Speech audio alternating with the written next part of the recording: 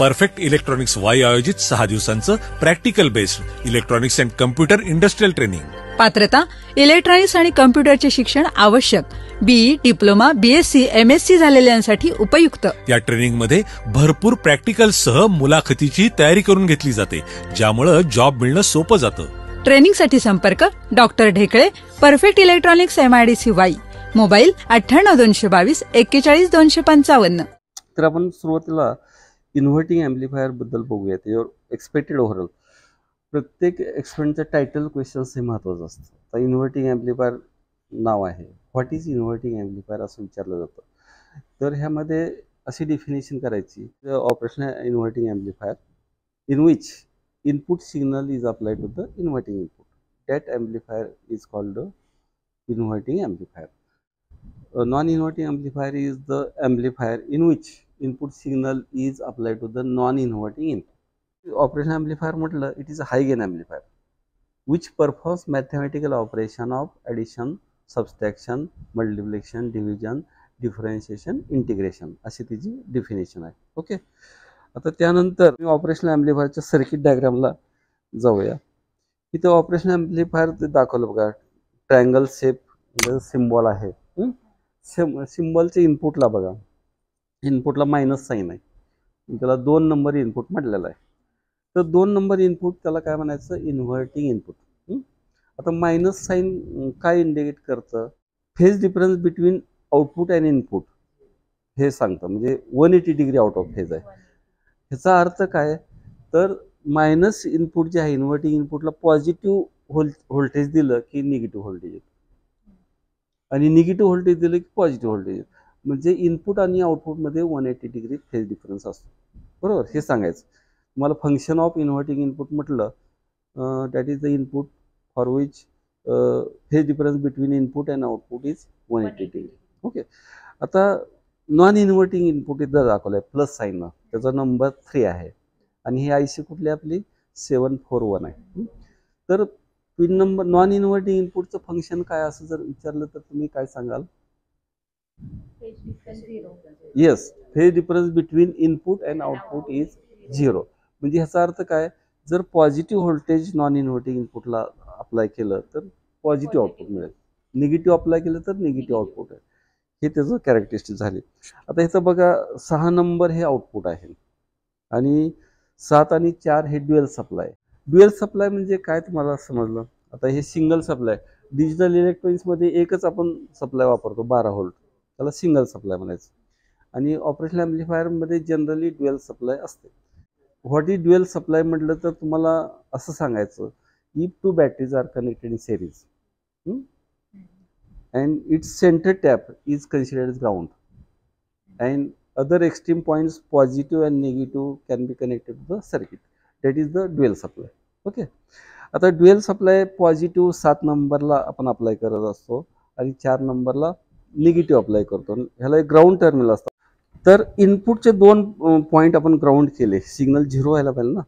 परंतु ऑपॅम्पच्या फॅब्रिकेशनमध्ये करत असताना, मॅन्युफॅक्चरिंग करत असताना काही एरर्स असतात, त्यामुळे आउटपुट व्होल्टेज थोडं दाखवलं जातं. मग ते आउटपुट व्होल्टेज मिलीव्होल्टमध्ये असते. ते मिलीव्होल्ट जे आहे ते कसं घालवायचं, तर ते पोटेन्शियोमीटर 10Kचा आहे ना, तो फिरवायचा. तो नॉब दिलेला असतं, ते आपल्या ह्याच्यात घेतलेलं नाही. परंतु मग त्याचं काय करायचं, आउटपुट व्होल्टेज डिजिटल व्होल्टमीटर लावायचं आउटपुटला. आणि कधी कधी काय होतं, एक 12 व्होल्टचा आपला ड्युएल सप्लाय असेल तर 12 व्होल्ट पॉझिटिव्ह किंवा निगेटिव्ह दाखवेल. मग ते कसं ॲडजस्ट करायचं, 0 येणारच नाही. कधी कधी इंटरफेस येतं, म्हणजे -12 +12 त्याचं इंटरफेस येतं. मग ते इंटरफेसच्या तिथं बरोबर ते सेट करायचं, म्हणजे आउटपुट ऑफसेट नल केलं जातं लक्षात. तर त्यासाठी हे आहे. आता ऑपरेशनल ॲम्प्लिफायरची कॅरेक्टरिस्टिक्स आता बघूया आपण. तर बऱ्याच वेळेस ऑपॅम्प पॅरामीटर्सचा प्रश्न विचारला जातो, व्हॉट आर द ऑपॅम्प पॅरामीटर्स. तर पॅरामीटरवर आपण चर्चा करूया. आता ह्याचं 2 आणि 3 जे इनपुट्स आहेत, तर इनपुट रेजिस्टन्स असते बघा. इनपुट रेजिस्टन्स ऑपॅम्पचा किती असतो, तर व्हेरी आहे असतो. आता समजा ट्रान्झिस्टर ॲम्प्लिफायरचा अगोदर शोध लागला, नंतर ऑपरेशनल ॲम्प्लिफायरचा लागला. ट्रान्झिस्टर ॲम्प्लिफायरचा गेन किती 100च्या आसपास जास्तीत जास्त असेल, परंतु ऑपरेशनल ॲम्प्लिफायरचा 1000 पर्यंत सुद्धा गेन जातो. तसं आयडियल गेन DC गेन जर बघितलं तर 1 लाख थिओरिटिकल असतो, पण 1 लाख गेन मिळवण्यासाठी ते ड्युअल सप्लाय सुद्धा त्या प्रमाणात असावं लागतं आणि इनपुट्स व्हेरी स्मॉल द्यावं लागतं, तर 1 लाख गेन मिळतो. ते DC व्होल्टेजसाठी लागू आहे. परंतु इनपुट सिग्नल जर आपल्याला अप्लाय करायचं असेल, आता आपलं जे सिग्नल आपण ॲम्प्लिफाय करतो ते ऑडिओ फ्रिक्वेन्सी जनरली अप्लाय करतो, आपण गाणे ऐकतो, त्याचं फ्रिक्वेन्सी रेंज काय असतं माहिती आहे? ऑडिओबल रेंज किती असतं माहिती आहे तुम्हाला? 20 हर्ट्ज ते 20 किलो हर्ट्ज हे लक्षात ठेवा, हे ऑडिओबल रेंज आहे. त्याच्यापेक्षा जास्त फ्रिक्वेन्सी असेल तर आपल्या कानाला ऐकू शकत नाही. हां, आता इनपुट इम्पेडन्सबद्दल तुम्हाला सांगायचं. इनपुट इम्पेडन्स म्हणजे आणि 3 नंबर इनपुट आहेत ना, त्याच्या अक्रॉसचा रेजिस्टन्स मोजलेला तो इनपुट रेजिस्टन्स. तो ऑपॅम्पमध्ये इनपुट रेजिस्टन्स हाय असतो, व्हेरी हाय असतो. आणि हाय रेजिस्टन्स इनपुट असल्यामुळं तिची प्रॉपर्टी काय? That operation amplifier is capable to amplify very small signal. म्हणजे हाय इनपुट रेजिस्टन्स असेल तर व्हेरी स्मॉल सिग्नल म्हणजे मिलीव्होल्ट मायक्रोव्होल्ट सिग्नल जरी दिलं तर ते ॲम्प्लिफाय होतं. आता ट्रान्झिस्टर ॲम्प्लिफायर जर पहिला शोध लागलेला आहे, ते जास्त त्याचं हे नसतं, इनपुट इम्पिडन्स कमी असतं. जे मायक्रोव्होल्ट सिग्नल जर दिलं ॲम्प्लिफायर ट्रान्झिस्टर ॲम्प्लिफाय करत नाही, हे लक्षात घ्या. म्हणजे इनपुट इम्पिडन्स जेवढा जास्त असेल तेवढा ॲम्प्लिफायर जास्त चांगला. आणि मार्केटमध्ये ऑपरेशन ॲम्प्लिफायर आहेत ते वेगवेगळे इनपुट इम्पिडन्सचे असतात. मग पॅरामीटर बघायचे कुठलं जास्त ऑपॅम्प तुम्हाला जास्तीत चांगला सिलेक्ट करायचा असेल तर ज्याचा इनपुट इम्पिडन्स जास्त आहे असं सिलेक्ट करायचं, लक्षात. आता ह्याच्यात आयडियल कॅरेक्टरिस्टिक्समध्ये इनपुट इम्पिडन्स कसा असेल? आयडियल कॅरेक्टरिस्टिक म्हणजे दोन व्हॅल्यूमध्ये उत्तरं तुम्हाला द्यायचे, एक तर 0 आणि एक इन्फिनिटी. आता 0 कधी सिलेक्ट करायचं आणि इन्फिनिटी कधी सिलेक्ट करायचं? मी ज्यावेळेस म्हणतो इनपुट इम्पिडन्स ऑपॅम्पचा हाय असतो, अशा वेळेस आयडियल कॅरेक्टरमध्ये ऑपॅम्पचा इनपुट इम्पिडन्स आयडियली किती असतो? तर इन्फिनिटी. ज्यावेळेस हाय वापरतो आपण त्यावेळेस इन्फिनिटी, लक्षात. तर हे इनपुट इम्पिडन्सबद्दल झालं. दुसरं आउटपुट इम्पिडन्स बघूया. आउटपुट इम्पिडन्स म्हणजे 6 आणि ग्राउंड, हे तर 6 नंबर पिन आणि ग्राउंड ह्याच्यामधला जो रेजिस्टन्स आपण मेजर करतो that is the output impedance. तर ऑपरेशन ॲम्प्लिफायरमध्ये आउटपुट इम्पिडन्स हा लो असतो. त्याचा फायदा असा असतो, लो आउटपुट इम्पिडन्स म्हणजे जास्त करंट खेचला जातो लोडनं आणि त्यामुळं पॉवर जास्त असते, त्यामुळं आउटपुट पॉवर ह्याची जास्त असते. ट्रान्झिस्टर ॲम्प्लिफायरमध्ये जे आउटपुट पॉवर असतं त्याच्यापेक्षा जास्त पॉवर असतो आणि ह्याचा आउटपुट इम्पिडन्स 75 ओमच्या आसपास असतो, हे लक्षात घ्या. आता मी ज्यावेळेस म्हणतो की आउटपुट इम्पिडन्स लो असतो, मग आयडियल कॅरेक्टरिस्टिक्समध्ये आउटपुट इम्पिडन्स कसा असेल? मग 0 असेल पाहिजे. आयडियल कॅरेक्टरिस्टिक्समध्ये आउटपुट इम्पिडन्स कशावर ठरवायचं? 0. ज्यावेळेस मी लो म्हणतो आउटपुट इम्पिडन्स 0 कडे जायचं. आता दुसरं ऑपॅम्प घेतला, त्याला ड्युअल सप्लाय लावला आणि दोन्ही इनपुट आपण ग्राउंड करतो, त्यावेळेस आउटपुट व्होल्टेज काय प्रोड्यूस होतं 6 नंबर पिनला, त्या व्होल्टेजला काय म्हणायचं? Output offset voltage. ते इंग्लिशमध्ये कसं सांगणार? What is output offset voltage? That is the output voltage when 2 inputs are grounded. Voltage produce at the output is called output offset voltage. आणि आउटपुट ऑफसेट हे आयडियली आउटपुट ऑफसेट व्होल्टेज हे कमी असतं. Ideally किती असायला पाहिजे? 0. ज्यावेळेस output offset हे पॅरामीटर आपण कन्सिडर करतोय, आउटपुट ऑफसेट हा एक पॅरामीटर आहे. आणि मी ज्यावेळेस लो म्हणतो, लो आउटपुट ऑफसेट व्होल्टेज असतं, तर आयडियल कॅरेक्टरिस्टिक्समध्ये ते 0, लक्षात. तर हे झालं output offset voltage. Output offset voltage म्हणजे तुम्हाला सांगता आलं पाहिजे. आता इनपुट ऑफसेट व्होल्टेज म्हणजे काय? म्हणजे input DC voltage is required in one of the input to make output voltage 0. That input voltage is called input offset voltage. म्हणजे 2 इनपुट आहेत, 2 नंबर आणि 3 नंबर आपण ग्राउंड केले होते सुरुवातीला, पण एक ग्राउंड केलेलं त्यात ग्राउंड सोडा आणि एक DC बॅटरी टाका छोटी आणि ते व्हॅरी करा. असं व्हॅरी करा की जेणेकरून आउटपुट व्होल्टेज 0 होईल. मग इनपुट व्होल्टेज त्या बॅटरीचं नोट करा, ते व्होल्टेज म्हणजेच इनपुट ऑफसेट व्होल्टेज. आणि इनपुट ऑफसेट व्होल्टेज हे सुद्धा कमी असतं, 0 असायला पाहिजे, लक्षात येते का? 0. आता फॅक्टर आहे गेन. आपण काय म्हणतो? हा गेन सुद्धा एक पॅरामीटरच आहे. आपण म्हणतो डेफिनेशनमध्येच म्हटलेलं it is high gain amplifier. म्हणजे आयडियल कॅरेक्टरिस्टिक्समध्ये किती असेल? इन्फिनिटी असायला पाहिजे. बरं, आता दुसरं फ्रिक्वेन्सी बँडविथ. फ्रिक्वेन्सी बँडविथ म्हणजे काय? Frequency bandwidth of the operational amplifier. It is the frequency range. It is the frequency range of the signal for which distortion at the output is minimum or zero. That frequency band is called bandwidth. Frequency bandwidth. Transistor ॲम्प्लिफायरची frequency bandwidth कमी असते आणि ऑपॅम्पची फ्रिक्वेन्सी बँडविथ maximum 1 mega असते. Unity gain, समजा gain unity केला म्हणजे आपण काय करतो, आता तुम्ही feedback resistance divided by input resistance gain काढला ना, तर त्याच्यावर सगळा गेन अवलंबून असतो. ज्यावेळेस गेन आपण जास्तीत जास्त 1000 गेन वापरायचं म्हणलं की फ्रिक्वेन्सी बँडविथ कमी होते. मला गेन मिळतो जास्त पण फ्रिक्वेन्सी बँडविथ कमी होते. आता आपल्या ऑडिओबल फ्रिक्वेन्सी रेंजसाठी जर सगळ्या फ्रिक्वेन्सी ॲम्प्लिफाय झाल्या पाहिजेत, त्यामुळं मग गेन कमी करावा लागतो. इव्हन तुम्ही हेडफोननं सिग्नल हे करता तिथं गेन अगदी मिनिमम केला जातो आणि फ्रिक्वेन्सी बँडविथ वाईड असते. लक्षात ते मग ऑपरेशनल ॲम्प्लिफायर त्यासाठी चांगला आहे. ज्यावेळेस फ्रिक्वेन्सी बँडविथ जास्त असते ते कधी जास्त होऊ शकेल? गेन कमी केला तर. आणि गेन कमी केला तर ऑडिओ जोरात येणार नाही. हेडफोनचा किती आवाज लहान असतो, मग तिथं बँडविथ फुल बँडविथ तुम्हाला ऑपॅम्पमध्ये मिळू शकते. लक्षात. Frequency band half power bandwidth म्हणजे काय माहिती आहे तुम्हाला?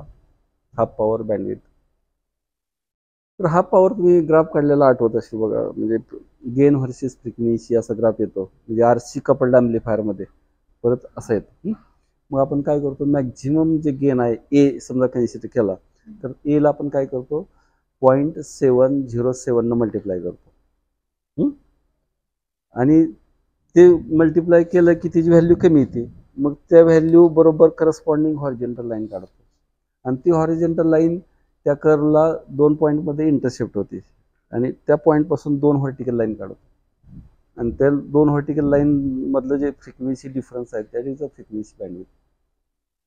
हाफ पॉवर फ्रिक्वेन्सी बँडविथ म्हणजे हाफ पॉवर म्हणजे कसं की बाबा फुल पॉवर ए गेन असताना फुल पॉवर आणि पॉवर मोजायची. पॉवर ज्यावेळेस हाफ होते त्यावेळेस त्याचं जे आहे प्रॅक्टिकली 0.707 बरोबर तेवढंच येतं ते प्रॅक्टिकली आणि थिओरॉटिकली.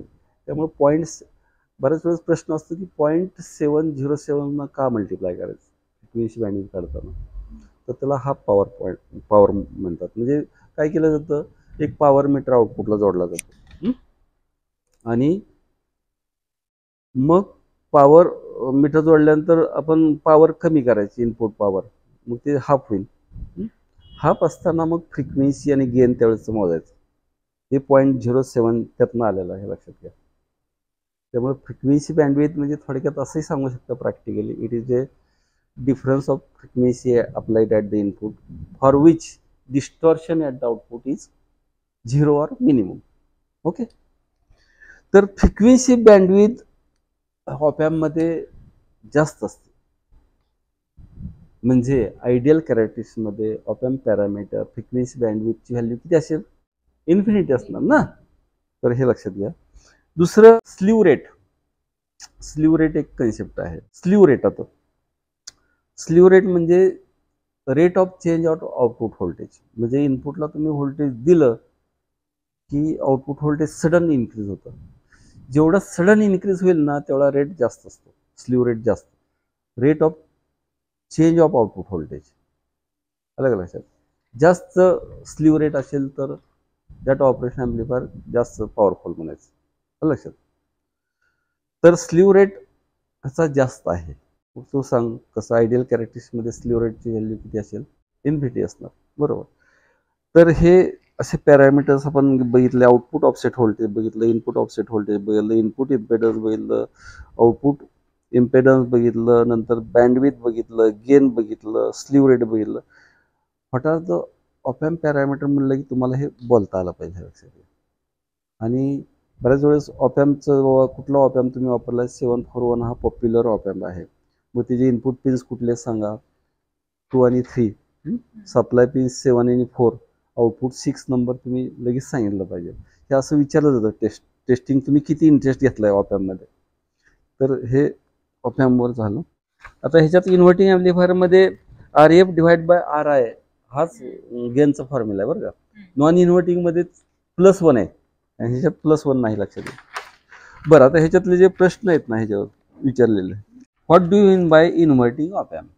ज्या ॲम्प्लिफायरमध्ये इनपुट सिग्नल इन्व्हर्टिंग इनपुटला जर दिला असेल तर त्या ॲम्प्लिफायरला इन्व्हर्टिंग इनपुट म्हणायचं. लक्षात. हा पहिल्या प्रश्नाचं उत्तर. व्हाय ऑफसेट नलिंग इज नेसेसरी? म्हणजे 10Kचा जो पॉट दिलाय ना, तर ते कसं दिलेलं आहे कोण सांगू शकते? म्हणजे तुम्ही ड्युअल सप्लाय दिला, इनपुट समजा दोन्ही ग्राउंड केले तरी आउटपुट व्होल्टेज असते, ते नॉईज व्होल्टेज असते ना, ते नलिफाय केलं पाहिजे ना, ते तर 0 केलं पाहिजे. झिरो करण्यासाठी ते आपल्याला पोटेन्शियोमीटर लावलेलं आहे. व्हाय ऑफसेट नलिंग इज नेसेसरी, तर ते सांगायचं. आउटपुट ऑफसेट 0 करण्यासाठी ते वापरलं.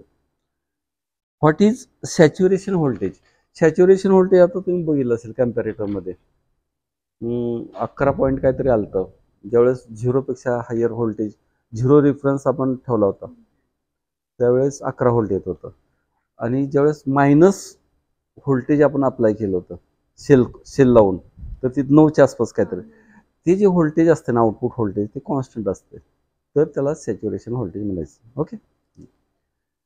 तर पुढचा प्रश्न, state factors on which gain of the inverting op amp depends. Gain, inverting ऑपॅम्पचा गेन कशावर अवलंबून आहे किंवा नॉन इन्व्हर्टिंगचा गेन कशावर अवलंबून आहे? तर कोण सांगू शकते? निगेटिव्ह फीडबॅक जे आपण ऍडजस्ट करतो ना, म्हणजे निगेटिव्ह फीडबॅक कशाने ऍडजस्ट करतो, तर तिथं जे फीडबॅक रेजिस्टन्स आहे RF आणि RI ह्या दोन व्हॅल्यूवर आपण फीडबॅक ऍडजस्ट करतो. फीडबॅक बदललं की गेन बदललं. तो फॉर्म्युला काय आहे? RF divide by RI. आपल्याला ज्यावेळेस गेन कमी करायचं असतं RF ची किंमत कमी ठेवा. What are the uses of inverting operation amplifier?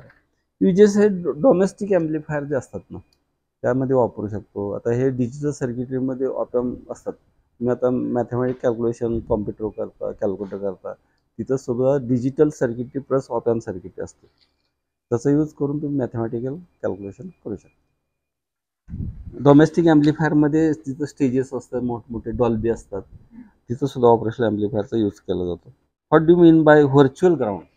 आता व्हर्च्युअल ग्राउंड जे आहे, तर आता ग्राउंड म्हणजे आपण ग्राउंडला जे कनेक्ट केलेला पॉईंट असतो आणि त्याचं जे voltage with respect to ground किती असते? 0च असतं ना.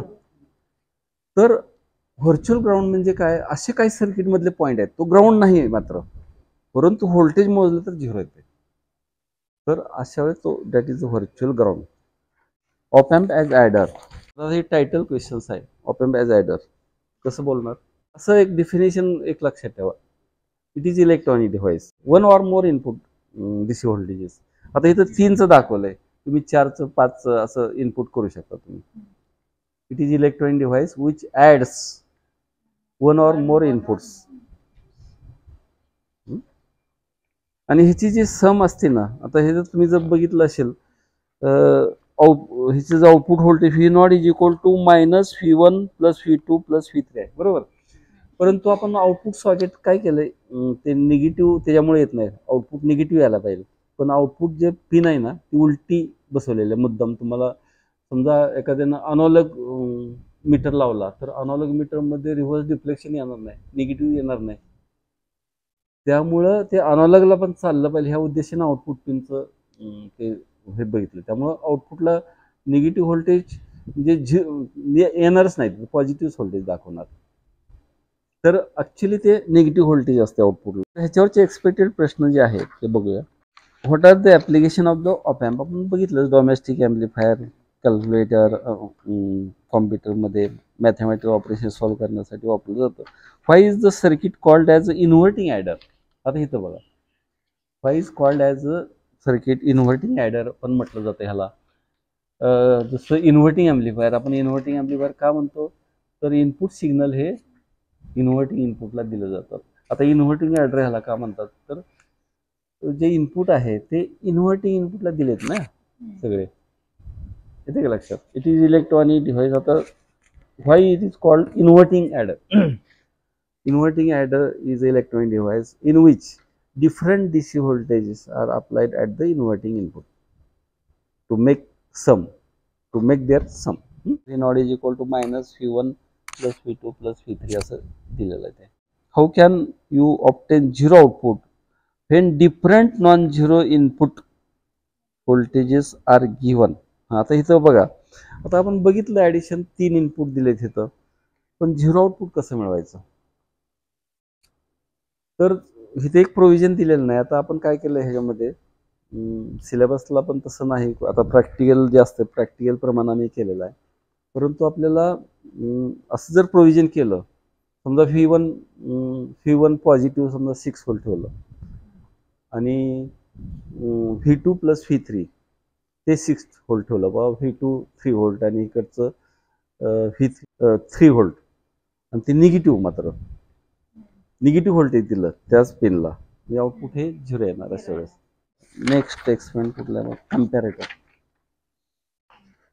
आता इथं कम्पॅरेटर बघा, तुम्हाला ह्याच्यात नॉन इन्व्हर्टिंग इनपुट जे आहे ना त्याची कॅरेक्टरिस्टिक्स इथं लक्षात घेतलं पाहिजे. 2 number pin inverting input ground केलेला आहे आणि इनपुटला व्ही इन दिलेला आहे. व्ही इन तुम्ही जनरली पॉझिटिव्ह व्होल्टेज कन्सिडर करा आणि आउटपुटला पण पॉझिटिव्ह व्होल्टेज कन्सिडर करायचं तुम्ही. तर आता आपण ह्याच्यात असं बघितलं, व्ही इनची व्हॅल्यू DC 0 to 5 व्होल्ट किंवा 0 to 12 व्होल्ट असं जरी नेलं तर आउटपुट हे नेहमी पॉझिटिव्ह असतं, हे असं आपण बघितलेलं आहे, बरोबर. परंतु बॅटरी लावून आपण उलटं व्होल्टेज दिलं, म्हणजे व्ही इनला निगेटिव्ह व्होल्टेज दिलं, तर आउटपुट व्होल्टेज निगेटिव्ह होतं जातं. म्हणजे इथं कम्पेअर केलं जातं, 0 व्होल्टला कम्पेअर केलं जातं. म्हणजे आता थोडक्यात कम्पॅरेटरची डिफिनेशन कशी होईल, it is electronic device which compare to input DC voltages. आता दुसरं एक्झाम्पल इथं बघूया आपण. आता इथं बघा, 2 नंबर पिनला voltage divider resistance R1 R2 वापरून व्होल्टेज डिव्हायडर वापरलेला आहे. तर व्होल्टेज तिथं 15 व्होल्ट दाखवले, आपलं तिथं 12 व्होल्ट आहे, आणि त्यामुळं अप्रॉक्सिमेटली आता तिथं 4.5 व्होल्ट तिथं लिहिले आपण, परंतु प्रॅक्टिकली 4.7 व्होल्ट तिथं 2 नंबरला मिळते. आता 2 नंबरला 4.7 व्होल्ट असेल तर इथं कॅरेक्टरिस्टिक्स कशी होते बघा. रेफरन्स पॉईंट 4.7 झालं ना आपला, आता व्ही इन 4.7च्या खाली जर असेल तर आउटपुट कसं येईल, निगेटिव्ह आहे ना, लक्षात घ्या. कारण नॉन इन्व्हर्टिंग इनपुटला आपण इनपुट व्होल्टेज अप्लाय करतोय. रेफरन्स व्होल्टेज मगाशी 0 असताना आपण बघितलं, निगेटिव्ह व्हॅल्यू असेल तरच निगेटिव्ह येणार. आता ते रेफरन्स व्होल्टेज 4.7 आहे, त्यामुळे 4.7 व्होल्टपेक्षा कमी व्होल्टेज असलं आउटपुट निगेटिव्ह, 4.7 व्होल्टपेक्षा जास्त असेल तर output positive. That means comparator कसं डिफाईन करा, comparator is electronic device which compare to input DC voltages. Okay. आणि ह्याचा यूज काय होतं, तर रिमोट कंट्रोल ॲप्लिकेशनमध्ये मी रिमोट जातो ना तेव्हा ऑप एम्पचा यूज केला जातो. म्हणजे एका टर्मिनलचं व्होल्टेज थोडं कमी जास्त होतं की लगेच आउटपुटचा रिले ॲक्टिव्ह होतो. लक्षात. What is the function of comparator, आता सांगितलं, it compares two input DC voltages. Explain saturation voltage for op amp. Saturation voltage op एम्पचं जे आउटपुट व्होल्टेज असेल ना, तुम्हाला आता रेफरन्स व्होल्टेज सांगितलं 4.7 पेक्षा खाली घेतलं की निगेटिव्ह व्होल्टेज येतं, जे व्होल्टेज येईल त्याला सॅच्युरेशन व्होल्टेज. ते निगेटिव्ह सॅच्युरेशन आणि पॉझिटिव्ह सॅच्युरेशन हे वेगळं व्होल्टेज येऊ शकतं. नंतर explain action of zero reference comparator. तेच आता सांगितलं, जर इन्व्हर्टिंग इनपुट ग्राउंड केला असेल तर निगेटिव्ह व्होल्टेज दिलं तर निगेटिव्ह आउटपुट, पॉझिटिव्ह दिलं positive output. What are the uses of comparator using op amp. तेच तुम्हाला सांगितलं, रिमोट कंट्रोलमध्ये ह्याचा वापर केला जातो. तरी स्मॉल सिग्नल तुम्ही कम्पेअर केले की रिले तुमचा लगेच ऑपरेट होतो. टीव्हीचे चॅनल त्याच्यात तेच वापरलं जातं. बरं, आता मोनोस्टेबल ऑपरेशन. मल्टीव्हायटरचे टाईप किती असतात, मोनोस्टेबल मल्टीव्हायटर आहे, अस्टेबल मल्टीव्हायटर आहे, बायस्टेबल मल्टीव्हायटर आहे. मोनोस्टेबल मल्टीव्हायटरमध्ये आता तुम्ही बघितले, तुम्ही एक बटन दाबता म्हणजे इनपुट पल्स देता. एक इनपुट पल्स दिला की एलईडी लागतो, आउटपुट दिसतो. म्हणजे एलईडी लावलेलं, आउटपुट लावलेलं आहे. मग एक इनपुट पल्स दिला की एक आउटपुट पल्स मिळतो. That is the monostable multivibrator. मग हे कसं डिफाईन करणार इंग्लिशमध्ये? It is electronic device in which if single input pulse is applied, single output pulse is produced. Stable multivibrator म्हणजे काय? दोन इनपुट पल्स देतो तेवढं सिंगल आउटपुट मिळतो. म्हणजे आता मोनोस्टेबलच्या ऐवजी बायस्टेबल आहे समजा, बटन एकदा दाबायचं तर एलईडी लागणार नाही, परत दुसऱ्यांदा दाबला की एलईडी लागेल. म्हणजे दोन इनपुट पल्स दिल्यानंतर एकदा आउटपुट लागतं, त्याला बायस्टेबल मल्टीवायटर म्हणायचं. लक्षात. आणि अस्टेबल मल्टीवायटर म्हणजे काय? It is a square wave generator. If DC voltage is applied to the stable multivator, it produces square wave output. That is the stable multivator. बरं, आता हे मोनोस्टेबल मल्टीवायटरची ॲक्शन तुम्हाला समजावून सांगण्यासाठी मी तुम्हाला हे पण पाठवतो एक व्हिडिओ, ते समजून घ्या. ह्याच्या आधारे तुम्हाला सांगतो मोनोस्टेबल मल्टीवायटरची ॲक्शन. 555 IC555 जे आहे त्याचा ब्लॉक डायग्राम आहे. ह्याला फ्लिप फ्लॉप सर्किट म्हणतात. हे रेक्टँगल आहे ना शेप, फ्लिप फ्लॉप सर्किट. आता एस म्हणजे सेट, आर म्हणजे रिसेट, आणि क्यू आणि क्यू बार हे दोन आउटपुट आहेत. आता एवढं लक्षात घ्या, एस हाय असलं की क्यू हाय असतो, आणि एस लो असेल तर क्यू लो, आणि आर हाय असेल तर क्यू बार हाय, आणि आर लो असेल तर क्यू बार लो असतो. ह्याचं ऑपरेशन एवढं समजून घेतलंय तुम्हाला लक्षात येईल. आता कम्पॅरेटर, तुम्हाला आता कम्पॅरेटर शिकलं ना, तर इथं दोन कम्पॅरेटर वापरलेत बघा. इथं IC555चं इंटरनल डायग्राम आहे. इथं बघा 3 5K रेजिस्टन्सेस आहेत. तर अप्पर कम्पॅरेटर म्हणजे वरचा अप्पर कम्पॅरेटर जे आहे 5 नंबर पिनला 5K तिथं कनेक्ट केलेला आहे, तिथं जोडलेला आहे. परंतु 6 नंबर इनपुट आहे ना, त्या रेजिस्टन्सवरून जरी गेला असलं तर जोडलेलं नाही बरं का, कारण तिथं डॉट दाखवलं नाही, खालच्याला डॉट दाखवलं बघा. मी 6 number pin direct non inverting इनपुटला गेलाय अप्पर कम्पॅरेटरला, तिथं जोडलेलं नाही रेजिस्टन्सला, हे लक्षात घ्या.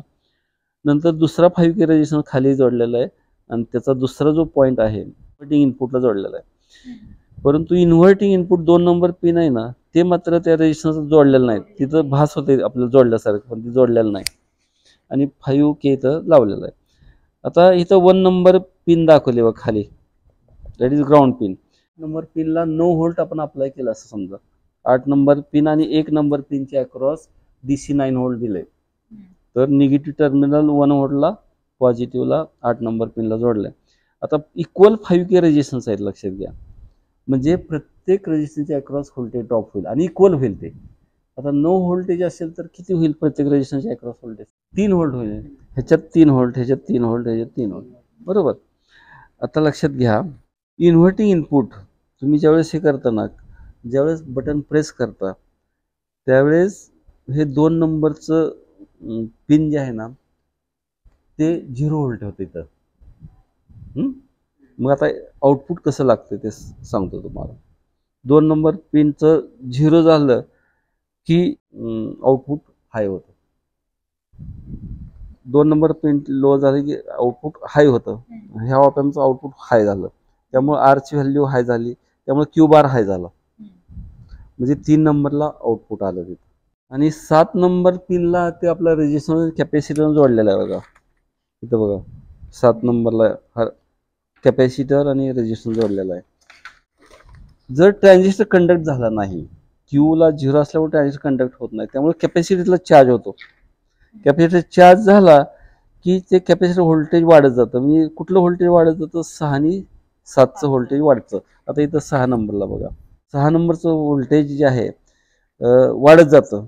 किती? 2/3. आता इथलं व्होल्टेज 2/3 आहे 5 नंबरला, लक्षात घ्या. आणि कॅपॅसिटरचं व्होल्टेज 6 नंबरला 2/3 पेक्षा जास्त गेलं की हा upper comparator produce high voltage, म्हणजे सेटचं हाय व्होल्टेज होईल, क्यू हाय होणार. क्यू हाय झाला की ट्रान्झिस्टर कंडक्ट होणार. कंडक्ट झाला की हा कॅपॅसिटर 7 नंबर रेजिस्टन्स 7 नंबरला जोडलाय ना, तर कॅपॅसिटर तो इंटर 7 नंबर मधून ह्या इमिटर आणि कलेक्टर मधून डिस्चार्ज होतो. डिस्चार्ज झाला त्यामुळं LED आपल्याला दिसतो. मोनोस्टेबल मल्टीमीटर हे ऑपरेशन जास्त समजण्यासाठी एक व्हिडिओ पाठवतो. खास ह्याच्यावर व्हिडिओ बनवलेत मोनोस्टेबल आणि अस्टेबल मोडमध्ये. ओके. दुसरं एक्सप्लेन पिन कन्फिगरेशन ऑफ 555. इथं 555चं पिन कन्फिगरेशन दिलेलं आहे. हे बघा, 1 नंबर ग्राउंड आहे, 2 नंबर ट्रिगर म्हणायचं, 3 नंबर आउटपुट आहे, 4 नंबर सेट, नंतर 5 नंबर कंट्रोल आणि 6 थ्रेशोल्ड, 7 डिस्चार्ज आणि 8 प्लस VCC. हे त्याचं फंक्शन झालं.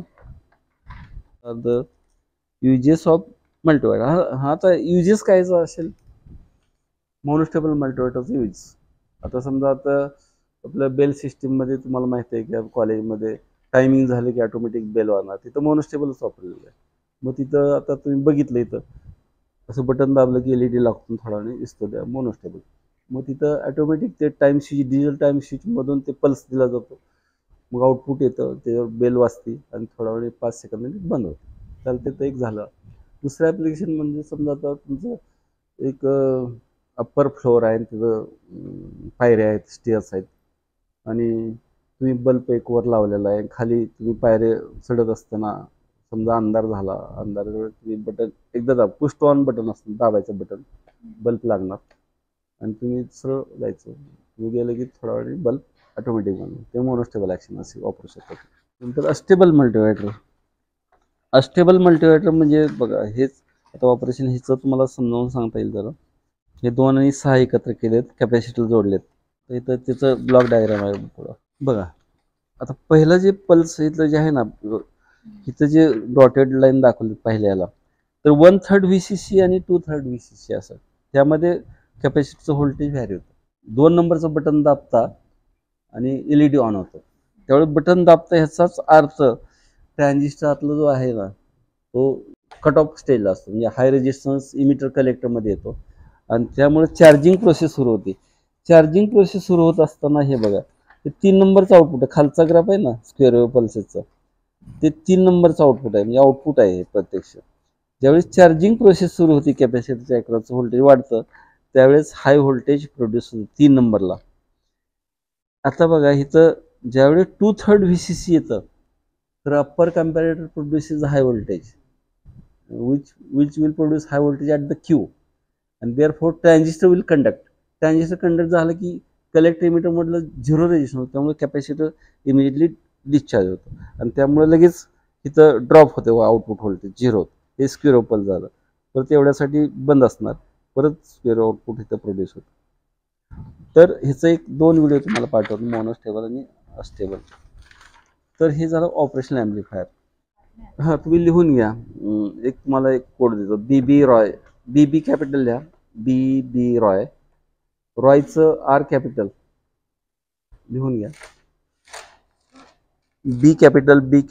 गुड बॉय, गुडचं G फक्त कॅपिटल आणि बॉयचं B फक्त capital. BB Roy, good boy. नंतर व्हेरीचं V capital, very.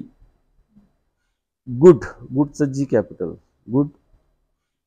5, BB Roy, good boy, very good. 5चं W कॅपिटल. आता पहिलं जे आहे BB रॉय, पहिला B जे आहे 0 ब्लॅक, पहिला B ब्लॅक लिहा, 0 नंबर द्या. नंतर दुसरा B ब्राऊन 1 नंबर द्या. तिसरा ऑरेंज 3 नंबर लिहा. आरचं 2 नंबर लिहा. रेड 2 नंबर, म्हणजे ऑरेंज म्हणजे 3 नंबर. वाय 4 नंबर, वाय म्हणजे येलो 4 नंबर. Green 5 number. नंतर ब्ल्यू 6 नंबर. नंतर व्हायलेट 7 नंबर. नंतर ग्रे 8 नंबर. नंतर व्हाईट 9 नंबर. आता आपण काही रेजिस्टन्स आपण बघूया, कलर करून व्हॅल्यू कशी काढायची. समजा 1Kचा रेजिस्टन्स असेल तर त्याचं कुठलं कलर आहे, किंवा तुम्हाला कलर सांगतो अगोदर. एक ब्राऊन कलर पहिला लिहून घ्या, ब्राऊन पहिला ब्राऊन. नंतर दुसरा ब्लॅक आणि तिसरा रेड. ब्राऊन, ब्लॅक, रेड ह्याची व्हॅल्यू आपल्याला काढायची. कशी काढाल, तर ब्राऊनचा 1 नंबर, ब्राऊनचा 1 ॲज इट इज लिहा, ब्लॅकचा 0 ॲज इट इज लिहा. नंतर रेडचा कलर नंबर किती आहे 2. 2 म्हणून 2 लिहिण्याऐवजी 2 झिरो द्या त्याच्यावर.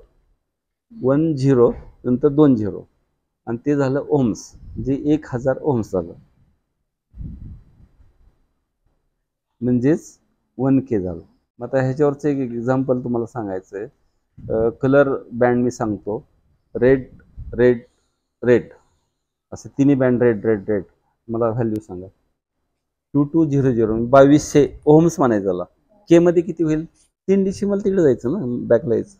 1000 ओम्स म्हणजे 1K, त्यामुळे 3 डेसिमल बॅकला यायचं, तिथं पॉईंट द्यायचं, म्हणजे 2.2K झाला. एक लक्षात घ्या की रेड कलर जर असेल ना शेवटी, तर 1 डिजिट पूर्ण असणार, म्हणजे जसं की 1K 1.8K 1.5K red colour असेल तर मग ते कलर प्रमाणे. आता 2.2 म्हणजे 2.2 आला तिथं एकच डिजिट आहे ना, 2 डिजिटमध्ये के पाहिजे असेल तुम्हाला. समजा फॉर एक्झाम्पल 10K. 10Kचा काय असणार सांगा. केचं पहिला ब्राऊन, नंतर ब्लॅक, नंतर ऑरेंज लिहिलं, 0 लिहिलं, ऑरेंजचं 3 नंबर 3 झिरो द्यायचे, म्हणजे किती झालं? 10K झालं. तसंच 22K. 22Kचे कलर कुठले कुठले असतील? मग ऑरेंजचं एक प्रॉपर्टी लक्षात घ्या.